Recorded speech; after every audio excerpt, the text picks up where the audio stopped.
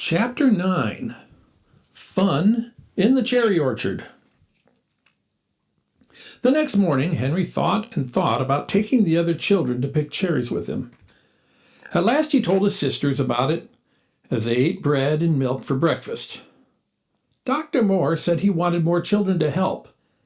Do you think all of us ought to go, Jessie? Well, said Jessie, I don't know. You see, there are 4 of us. If Grandfather is looking for us, it would be easier to see 4 than 1. Yes, that's so, answered Henry. But we can go down the hill and through the streets 2 by 2. I'll take Benny and go ahead. Then in a little while you and Violet can come with the dog. Good, said Jessie. Watch can tell where you go. The children took down the clothesline and shut the door of the car. Everything was in order. Then they started out.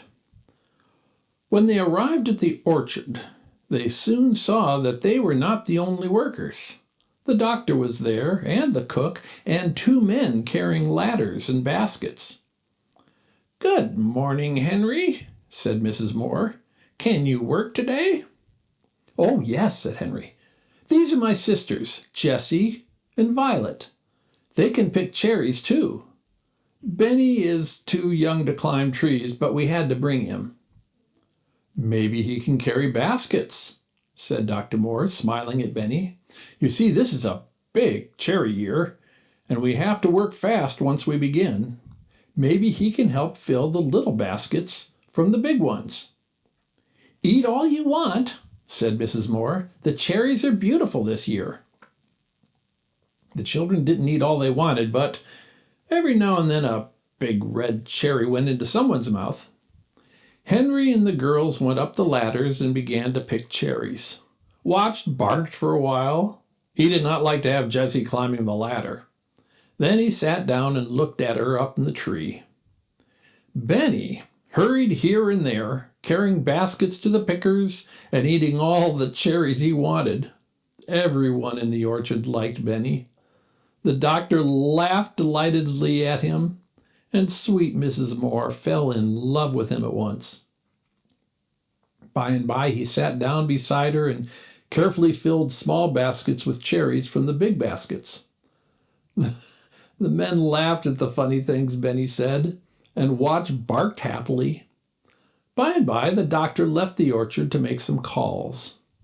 At last Mrs. Moore said, I never had such happy cherry pickers before. You are having such a good time out here that I don't want to go in the house. She smiled. Mary, the cook, seemed to think the same thing, for she came out again and again into the orchard.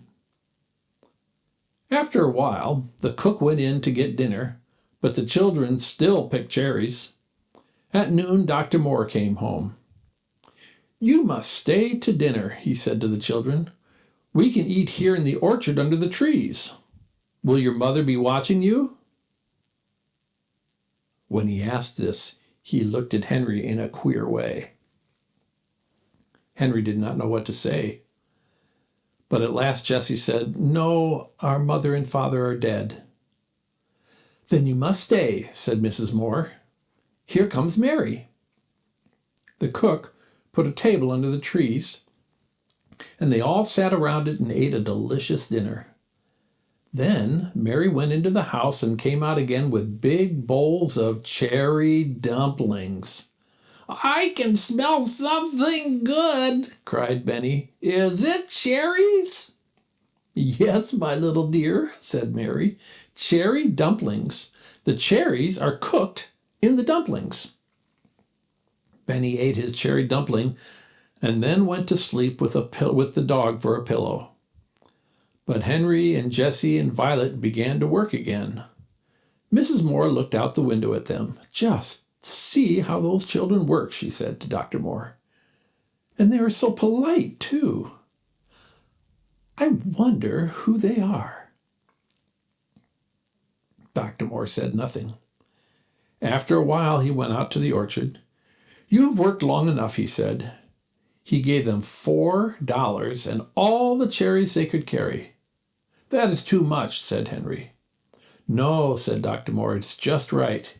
You see, you are better than most workers because you are so happy. Come again."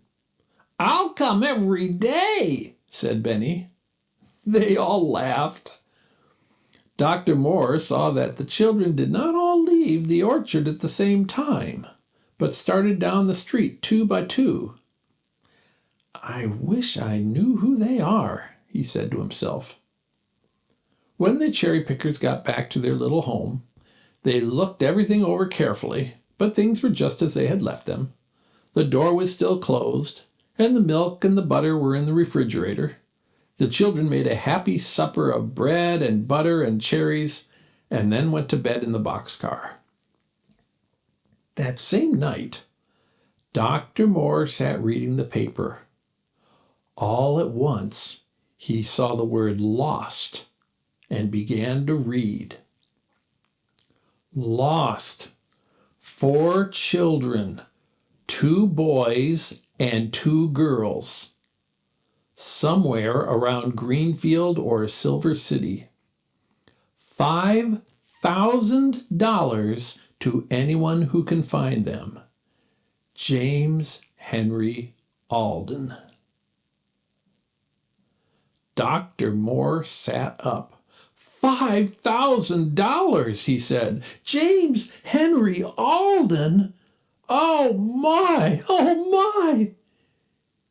He sat still for a long time, thinking and laughing to himself. The 4 children are living in a boxcar, but I shall not tell Mr. Alden that they are his grandchildren, he said.